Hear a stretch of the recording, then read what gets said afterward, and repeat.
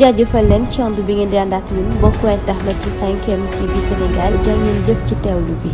mbokk internet yu 5M TV Sénégal jërë ngeen jëf ci kóolute bi ngeen am seen chaîne bi lee di fi taataane xibaar la ci gën a fës dañ koy tàmbale ci wàllu politique ab délégation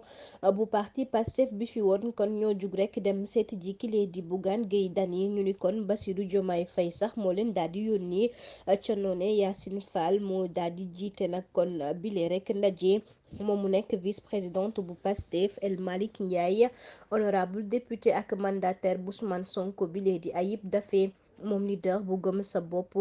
Bougane Gueye Dany sax ñu ni kon dana àddu ci mbir moomee ginnaaw samedi bi li di ñëw jëm rek ci jàppale kile nag di Bassirou Diomaye Faye waaw wala déet ca noonu itam danañu amal assemblée générale boo xam ne dinañ ko daal di def file ci Ndakaaru délégué ak départementaux yu communes yi gëm sa bopp itam danañ rek bokk ci mbir mi lee keneen a ngi nii daal di bootu si ginnaaw Bassirou Diomaye Faye di Cheikh Bamba Dièye ginnaaw liste candidat yi nga xam ni ñoom la ñu téye ci la daal di bokk mun foofee rek la daal di jóge kon tey jilee bootu ci ginnaaw Bassirou Diomaye Faye moom nekkoon na nag maire bu Ndar